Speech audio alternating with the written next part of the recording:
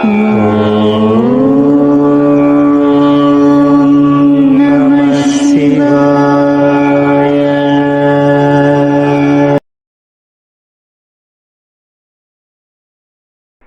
గురుభ్యో నమః.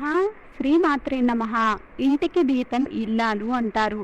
ఇల్లాలిని లక్ష్మీదేవిగా భావించడము మన సాంప్రదాయాలలో భాగము. ఒక ఇల్లాలు తలుచుకుంటే ఆ ఇంటిని స్వర్గసీమలాగా మార్చగలదు, లేదంటే కష్టాల పాలు కూడా చేయగలదు. స్త్రీలు చేసే కొన్ని పనుల వలన మంచి జరుగుతుంది, కొన్ని పనుల వలన చెడు కూడా జరుగుతుంది. అసలు స్త్రీలు ఎలా ఉండాలి? భర్త మాటను స్త్రీలు ఎందుకు గౌరవించాలి? భర్త మాట వినకపోతే ఏం జరుగుతుంది? భర్తను స్త్రీలు ఎలా సుఖపెట్టాలి అనే విషయము చాలా మంది స్త్రీలకు తెలియదు. ఈ విషయాలను ఒకసారి శివుడు పార్వతీదేవిని అడిగాడు. అప్పుడు అమ్మవారు ఏమి చెప్తోందో తెలుసా? అమ్మవారు చెప్పిన ఈ మాటలను వింటేనే చాలు మీ తలరాత మారిపోతుంది. ముఖ్యంగా స్త్రీలు తప్పకుండా ఈ మాటలను వినాలి. ఒకసారి పరమేశ్వరుడు పార్వతీదేవిని, ఓ దేవి, భర్త మాట వినని స్త్రీలకు ఏం జరుగుతుంది? స్త్రీ ధర్మం గురించి నీ మాటలలో తెలుసుకోవాలి అని అనుకుంటున్నాను, చెప్పవా అని అడిగారు. ఆ మాటలకు పార్వతీదేవి సిగ్గుపడి, అయ్యో, నేను మీకు చెప్పగలనా? మీరే సర్వజ్ఞులు, మీకు తెలియనిది లేదు. కానీ నన్ను కోరారు కనుక నేను చెప్పకుండా ఉండడము భావ్యం కాదు. అందువలన నాకు తెలిసినంత వరకు స్త్రీ ధర్మం గురించి చెప్తాను. కానీ నేను ముందు నన్ను ఎన్నడూ విడవకుండా సేవించే నదులతో సంప్రదించి తర్వాత మనవి చేస్తాను అని చెప్పి గంగా, యమున, గోదావరి, కౌశికి, కావేరి, కృష్ణవేణి, పెన్న, నర్మద మొదలైన నదులను మనసులో తలుచుకున్నారు. అప్పుడు ఆ నదులు అన్నీ కూడా స్త్రీ స్వరూపంలో పార్వతీదేవి ముందు నిలిచారు. అప్పుడు పార్వతీదేవి వారితో, ఓ పుణ్యనదులారా, పరమేశ్వరుడు నన్ను స్త్రీ ధర్మం గురించి అడిగారు. కానీ సర్వజ్ఞుడైన పరమేశ్వరుడికి నేను ఎలా సమాధానాన్ని చెప్పాలో తెలియక మిమ్మల్ని పిలిచాను అని చెప్పింది. అప్పుడు వారు, అమ్మా పార్వతీమాత, నువ్వే ఆదిశక్తివి, నీకంటే ఎక్కువగా మాకేమి తెలుసు? నీకు తెలిసినంత వరకు స్త్రీ ధర్మం గురించి నీ భర్తకు చెప్పి ఆయనను సంతోషపెట్టు. మేము కూడా నీ నోటి నుండి వచ్చు ఆ అమృత ధారలను వినడానికి కుతూహలంగా ఉన్నాము అని అన్నారు. అప్పుడు పార్వతీదేవి పరమేశ్వరుడిపై చూపు నిలిపి, ఓ దేవా, మీ అనుగ్రహంతో నాకు ఉన్న తెలివితేటలతో మీ అందరికీ కూడా స్త్రీ ధర్మం గురించి చెప్తున్నాను, సావధానంగా వినండి అని చెప్పడం మొదలుపెట్టింది. స్త్రీ వివాహం కాకముందు కన్య అని పిలువబడుతుంది. తల్లిదండ్రులు కానీ, పినతండ్రి కానీ, మేనమామలు కానీ, అన్నదమ్ములు కానీ ఎవరైనా కన్యకు తగిన వరుడితో వివాహాన్ని జరిపించడానికి అర్హులు. కానీ స్త్రీ వివాహం చేసుకున్న తర్వాత భర్త మీదే ఆమెకు సర్వ హక్కులు, భర్తకు ఆమె మీద సర్వ హక్కులు కూడా సంక్రమిస్తాయి. భర్త ఏ భార్యకు ప్రభువు, దైవము. భర్తతో కూడి భార్య ఆయన అనుమతితో దేవతా పూజలు, పితృతర్పణములు, అతిథి పూజలు ఆచరించాలి. ఎల్లప్పుడూ కూడా భర్త హితాన్నే కోరుకోవాలి. భర్త చెప్పిన మాటలను వినాలి. అలా భర్త మాటను వినే పతివ్రత అయిన స్త్రీ ఈ లోకంలోనే కాదు, పరలోకంలో కూడా సుఖాలను అనుభవిస్తుంది. పార్వతీదేవి స్త్రీ ధర్మముల గురించి ఇలా చెప్తూ, ఈ ధర్మంలో ఒక కథ చెప్తాను వినండి అని చెప్పడం ప్రారంభించింది. ఒక బ్రాహ్మణుడు, 2 భార్యలు ఉండేవారు. మొదటి భార్య సదా అతని క్షేమాన్ని కోరుకుంటూ ఆయన చెప్పినా చెప్పకపోయినా దేవతా పూజలు, పితృతర్పణములు, అతిథి పూజలు చేస్తూ ఉండేది. రెండవ భార్య భర్తను అనుసరిస్తూ ప్రతి పని ఆయన అనుమతితోనే చేస్తూ ఉండేది. ఆ భర్త 2 భార్యలు ఒకేసారి మరణించారు. భర్త మరియు రెండో భార్య స్వర్గలోకానికి వెళ్ళిపోయారు. మొదటి భార్య వారి వెంటే స్వర్గలోకానికి వెళదామని చూసింది. కానీ భర్త అనుమతి తీసుకోకుండా దేవతా కార్యక్రమంలో చేసిన మొదటి భార్యకు యముడు స్వర్గలోకమునకు పోవడానికి అనుమతిని ఇవ్వలేదు.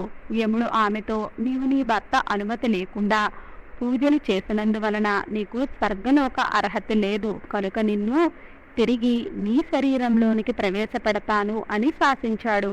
అప్పుడు ఆమె, అయ్యో, నా భర్త లేకుండా నేను మళ్ళీ భూలోకంలోనికి వెళ్ళి ఏం చెయ్యను అంటూ విలపిస్తూ తనని కాపాడమని యమధర్మరాజుని వేడుకుంది. ఆ మాటలకు కరిగిపోయిన యమధర్మరాజు, ఓ వనిత, భర్త అనుమతి లేకుండా పుణ్య కార్యక్రమములు చేయడం తగదు. మరు జన్మలోనైనా భర్త అనుమతితో పుణ్యకార్యములు చెయ్యి అన్నాడు. కనుక భార్య ఎప్పుడూ కూడా భర్త మాటనే వినాలి, అదే ధర్మము అని పార్వతీదేవి శివుడితో మరియు పుణ్యనదులతో చెప్పి ఇంకా స్త్రీల యొక్క ధర్మం గురించి చెప్తూ ఇలా అన్నది. భార్య భర్తకు ఇష్టమైన వంటలను వండి పెట్టాలి, కోరినప్పుడు ఆయనకు సుఖాలను అందించాలి. భార్య భర్త మాటకు ఎదురు చెప్పకూడదు, అతని ఇష్టానికి వ్యతిరేకంగా ప్రవర్తించకూడదు.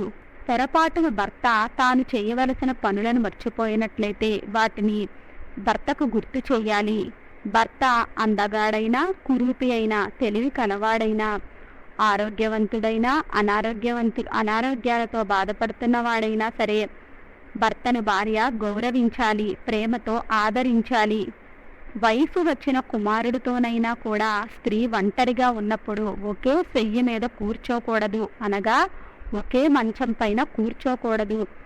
పశుపక్షులకు ఆహారాలను పెట్టడము, యాచకులకు అన్నదానం చేయడము, దేవతలకు, పితృదేవతలకు పూజ చేయడము, ఈ పనులు అన్నీ కూడా భర్త క్షేమాన్ని కోరుకుని భార్య చేయడము భార్య కర్తవ్యము. కానీ స్త్రీలు అందరూ కూడా ధర్మపరులు కాదు, అధర్మపరులు అయిన స్త్రీలు కూడా ఉన్నారు. అటువంటి స్త్రీలని రాక్షసి అంటారు. అటువంటి స్త్రీలు పురుషులను కోరుకుంటూ ఉంటారు. అటువంటి స్త్రీలు అసుర వంశంలో జన్మించిన వారు. అటువంటి స్త్రీలకు మనసు నిలకడగా ఉండదు, ఎప్పుడూ కూడా సుఖ వాంఛల మీద కోరికలను కలిగి ఉంటారు. క్రూరమైన పనులను చేయడంలో ఆసక్తిని కలిగి ఉంటారు. అటువంటి స్త్రీ ధనమును విచ్చలవిడిగా ఖర్చు పెడుతుంది. ఆమెకు కోపం ఎక్కువగా ఉంటుంది. భర్త యందు, పిల్లల యందు ప్రేమ ఉండదు. ఇంటి పనులను చెయ్యదు. నిర్లక్ష్యము, ఎప్పుడు అబద్ధాలు, చాడీలు చెప్తూ ఉంటుంది. ఎప్పుడూ కూడా నిద్ర పోవడానికే అలవాటు పడుతుంది.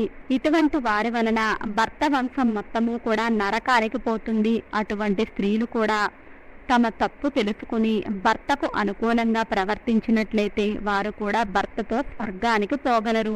అలా కాకుండా జీవితమంతా భర్తను నానా హింసలు పెట్టిన, భర్త చనిపోయిన తర్వాత ఆయనతో సహగమనము చేసిన భార్య భర్తతో పుణ్యలోకాలకు పోతుంది. ఇందులో ఒక ధర్మ సూక్ష్మం ఉంది. స్త్రీలు సంతానవంతులు అయినప్పుడు చనిపోయిన భర్తతో సహగమనం చెయ్యకూడదు, అది అధర్మము.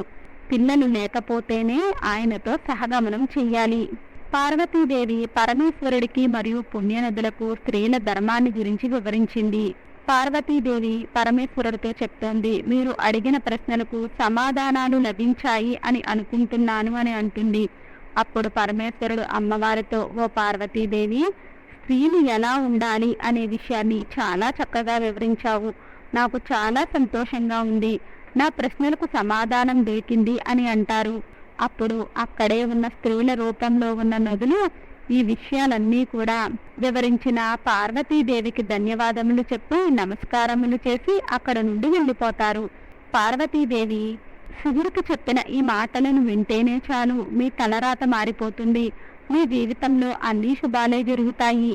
స్త్రీలు ఏ రోజున గాజులు ధరించడం వలన భర్త ఆయుష్ తగ్గుతుంది, స్త్రీ యొక్క ఏ అంగాన్ని తాకడం వలన ఆ వ్యక్తి రాత్రికి రాత్రే జీవితం మారి కోటీశ్వరుడుగా మారుతాడు అనే ఈ రెండు ప్రశ్నలు కూడా పార్వతీదేవి మనసులో చెలరేగాయి. ఆ ప్రశ్నలకు సమాధానము తన భర్త అయిన పరమేశ్వరుడే సమాధానం ఇవ్వగలరు అని తలిచి కైలాసానికి బయలుదేరింది. మరి ఆ రెండు ప్రశ్నలకు శివుడు పార్వతీదేవికి ఏ సమాధానం చెప్పారు అనే విషయాన్ని కూడా మనము ఈ వీడియోలోనే తెలుసుకుందాము. పార్వతీదేవిని చూసి పరమేశ్వరుడు ఇలా అంటాడు, దేవి, నువ్వు ఎందుకు విచారంగా ఉన్నావు? నువ్వు నన్ను ఏమైనా అడగాలని అనుకుంటున్నావా అని అడగగా పార్వతీదేవి పరమేశ్వరుని చూస్తూ ఇలా అంటుంది, ప్రభు, నా మనసులో రెండు ప్రశ్నలు తలెత్తుతున్నాయి, వాటికి సమాధానము మీరే చెప్పాలి అంది. అప్పుడు పరమేశ్వరుడు, మీ మనసులో తలెత్తుతున్న ఆ ప్రశ్నలు ఏమిటో నాకు చెప్పు, వాటికి తగిన సమాధానాలను నేను చెప్తాను అంటారు. అప్పుడు పార్వతీదేవి పరమేశ్వరుడిని ఇలా అడుగుతుంది. ప్రభు, నా మొదటి ప్రశ్న ఏమిటి అంటే, స్త్రీలు ఏ రోజున గాజులను ధరించడం వలన భర్త ఆయుష్ తగ్గుతుంది? నా రెండవ ప్రశ్న ఏమిటి అంటే, స్త్రీ యొక్క ఏ అంగాన్ని తాకడం వలన రాత్రికి రాత్రే ఆ వ్యక్తి యొక్క తలరాత మారిపోతుంది? ఈ రెండు ప్రశ్నలకు సమాధానాన్ని చెప్పండి స్వామి అని పార్వతీదేవి అడుగగా శివుడు ఇలా అంటాడు, దేవి, నువ్వు అడిగిన ఈ రెండు ప్రశ్నలు జీవితంలో ప్రతి ఒక్కరికి కూడా తప్పకుండా ఉపయోగపడతాయి. కాబట్టి నేను చెప్పేది శ్రద్ధగా విను అని అంటారు. దానికి పార్వతీదేవి, మీరు చెప్పే జవాబును నేను హృదయపూర్వకంగా వింటాను, మీరు ప్రారంభించండి అని అంటుంది. దానికి శివుడు, ఈ ప్రశ్నలకు నీకు సమాధానం కావాలి అంటే ముందు నువ్వు ఒక కథని వినాలి. ఈ కథలో నీకు నీ రెండు ప్రశ్నలకు కూడా సమాధానం దొరుకుతుంది అని శివుడు చెప్పి కథ చెప్పడం ప్రారంభించాడు. మీరు కూడా కథను శ్రద్ధగా వినండి. అలాగే మీకు రాధాకృష్ణులు అంటే ఇష్టమైనట్లయితే వీడియోని లైక్ చేయండి. ఒక నగరంలో ఒక ధనవంతుడు తన కుటుంబంతో పాటు నివసిస్తూ ఉండేవాడు. ఆ ధనవంతుడి దగ్గర చాలా ధనం ఉండేది. తిండికి డబ్బుకి ఎటువంటి లోటు కూడా లేకుండా జీవిస్తూ ఉన్నాడు. ఆ ధనవంతుడికి 3 కొడుకులు ఉన్నారు. ఆ 3 కొడుకులకి కూడా వివాహాలు జరిగిపోయాయి. 3 కోడళ్ళు తమ అత్తగారిని, మామగారిని, వారి భర్తలను చాలా బాగా చూసుకుంటూ ఉన్నారు. వారికి చక్కగా సేవ చేసుకుంటూ ఉండేవారు. వారి ఇల్లు ఎప్పుడూ కూడా కళకళలాడుతూ ఉండేది. కానీ ఆ ధనవంతుడు పెద్ద కొడుకు మాత్రము అంత మంచివాడు కాదు, దుష్ట స్వభావం కలిగినవాడు. అతను తన తల్లిదండ్రులతో ఎప్పుడూ కూడా గొడవ పడుతూ ఉండేవాడు. అందువలన పెద్ద కొడుకుకి తండ్రి ఎక్కువగా ఆస్తి ఇవ్వలేదు. పెద్ద కోడలికి మరియు మిగిలిన 2 కోడళ్లకు ఆస్తిని బాగానే పంచిపెట్టాడు. కానీ ఆ ధనవంతుడు ఎప్పుడూ ఒక విషయాన్ని ఆలోచించి బాధపడుతూ ఉండేవాడు. ఆ ధనవంతుడు ఇలా అనుకుంటూ ఉండేవాడు, నాకు చాలా ఆస్తి ఉంది, దీనికి ఎటువంటి లోటు లేదు, అంతా బాగానే ఉంది. కానీ నాకు కూతురు లేదు. నాకు గత కూతురు ఉంటే నాకు వచ్చిన కష్టాలను, నాకు కలిగిన ఆనందాలను నా కూతురుతో చెప్పుకునేవాడిని. ఆ భగవంతుడు నాకు ఒక కూతురుని ఎందుకు ప్రసాదించలేదు అని అనుకుని బాధపడుతూ ఉండేవాడు. ప్రతిరోజు కూడా గుడికి వెళ్ళి తన బాధను ఆ భగవంతుడికి చెప్పుకునేవాడు. అలాగే తనకు ఆడపిల్లను సంతానంగా ఇవ్వలేదు అని భగవంతుడిని అడిగేవాడు. ఇలా కొద్ది రోజులు సాగుతూ వచ్చింది. ఒకరోజు ఎప్పటిలాగానే ఆ ధనవంతుడు గుడికి వెళ్ళి భగవంతుడిని దర్శించుకుని గుడి నుండి బయటకు వస్తూ ఉండగా ఒక వ్యాపారి ఎదురుపడి ఇలా అడిగాడు, ఏమి నువ్వు గుడికి వచ్చి కూడా ఎంత దిగులుగా ఉన్నావు అని, ఏమైనా సమస్య అని అడగగా ఆ ధనవంతుడు ఇలా చెప్పాడు, ఏం చెప్పమంటారు, నా బాధను భగవంతుడు నాకు అన్ని ఇచ్చాడు, కానీ కూతురుని ఇవ్వలేదు. నాకు ఒక కూతురు ఉంటే నేను ఆమెతో నా కష్టాలను సుఖాలను చెప్పుకునేవాడిని అని అంటాడు. దానికి ఆ వ్యాపారి ఇలా అంటాడు, అంతేనా, చూడు, నీకు కూతురు లేదని బాధపడుతున్నావు, కానీ నువ్వు పూజించే దేవత కూడా ఒక స్త్రీయే కదా. నువ్వు పూజించే రాధాదేవిని నీ కూతురుగా భావించు, ఆమెతో నీ కష్ట సుఖాలను పంచుకో, ఆనందంగా జీవించు అని వ్యాపారి చెప్పగా ఆ ధనవంతుడు ఆ వ్యాపారితో సంతోషంగా ఇలా అంటాడు, ఎంత మంచి సలహా ఇచ్చారు అని ఆ దేవత చిత్రపటాన్ని కొని ఇంట్లో పెట్టుకుంటాడు. పార్వతి ఆ ధనవంతుడు అప్పటి నుండి రాధాదేవినే తన కూతురుగా భావించి ఇంటికి తీసుకుని వచ్చాడు. రాధాదేవి చిత్రపటం తెచ్చినప్పటి నుండి ధనవంతుడి జీవితం మారిపోయింది. ప్రతిరోజు కూడా ధనవంతుడు రాధాదేవి పటానికి ఆహారం పెట్టి ఆ తర్వాతే తను తినేవాడు. బయటకు వెళ్ళినప్పుడు కూడా రాధాదేవి పటాన్ని తాకి వెళ్ళి వస్తాను అని చెప్పి వెళ్ళి పనులను చూసుకుంటూ ఉండేవాడు. మళ్ళీ సాయంత్రం తిరిగి వచ్చి రాధాదేవి పటం ముందు ఆహారాన్ని పెట్టి తను తినేవాడు. ప్రతిరోజు కూడా ఆ పటం ముందు కూర్చుని ముచ్చట్లు పెట్టేవాడు. ఎవరైనా కొత్త వ్యక్తులు ఇంటికి వస్తే వారికి ఇలా చెప్పేవాడు, నాకు 3 కొడుకులు, 3 కోడళ్ళు, ఒక కూతురు, ఆమె పేరు రాధా అని చెప్తూ ఉండేవాడు. ఇలా కొన్ని రోజులు గడిచిపోయాయి. ఒకరోజు ఆ ధనవంతుడి ఇంటికి గాజులు అమ్ముకునే అమ్మాయి వచ్చింది. అయితే పార్వతీదేవితో పరమేశ్వరుడు చెప్తూ ఉన్నాడు, ఆ అమ్మాయి వచ్చిన రోజు అంత మంచి రోజు కాదు, ఆ రోజున గాజులు కొనడము అంత మంచిది కాదు. ఆ విషయం గుర్తించిన రాధాదేవి తన మాయాజాలంతో రంగురంగులుగా ఉన్న గాజులను నల్లగా మార్చేసింది. గాజులను కొనాలి అని వచ్చిన ముగ్గురు కోడళ్ళు కూడా ఆ గాజులను చూసి నచ్చలేదు అని చెప్పి ఆవిడను వెళ్ళిపోమని చెప్పారు. గాజులు అమ్ముకునే ఆవిడ దిగులుగా ఇంటికి వెళ్ళిపోయింది. 2 రోజులు అయిన తర్వాత ఆ గాజులు మళ్ళీ మామూలు రంగులోనికి వచ్చాయి. ఆ గాజులు అమ్ముకునే ఆవిడ మళ్ళీ ఆ ధనవంతుడి ఇంటికి వచ్చింది. ఈసారి గాజులు చూడముచ్చటగా, అందంగా, ఆకర్షణీయంగా ఉన్నాయి. ముగ్గురు కోడళ్ళు వచ్చి గాజులను వేయించుకున్నారు. ఆ తర్వాత రాధాదేవి కూడా గాజులను వేయించుకుంది. రాధాదేవి అందాన్ని చూసి గాజులు అమ్ముకునే ఆవిడ ఆశ్చర్యపోయింది. గాజులు అమ్ముకునే ఆవిడ, నేను చాలా సంవత్సరాల నుండి ఈ ఇంటికి గాజులు అమ్మడానికి వస్తున్నాను, కానీ నాకు ఎప్పుడూ కూడా ఈమె కనిపించలేదు. అసలు ఈమె ఎవరు? బహుశా వీరి ఇంటికి చుట్టాలెవరైనా వచ్చారేమో అని అనుకుంది. కొంచెం సమయం అయిపోయిన తర్వాత గాజులు అమ్ముకునే ఆవిడ ధనవంతుడి దగ్గరకు వెళ్ళి డబ్బులను అడిగింది. దానికి ఆ ధనవంతుడు ముగ్గురు కోడళ్ళు తీసుకున్న గాజులకు ధనాన్ని చెల్లించాడు. ఆ డబ్బును చూసి గాజులు అమ్ముకునే ఆవిడ ఇలా అంది, చూడండి, నేను మొత్తము 4 గాజులను వేశాను. మీరు 3 మాత్రమే గాజులకి డబ్బులను ఇచ్చారు. ఇంకొకరి గాజులకు డబ్బులను ఇవ్వలేదు అని అంది. దానికి ఆ ధనవంతుడు, మా ఇంట్లో 3 కోడళ్ళు ఉన్నారు అంతే కదా, మరి నువ్వు 4 ఎలా గాజులు వేశావు అని అంటాడు.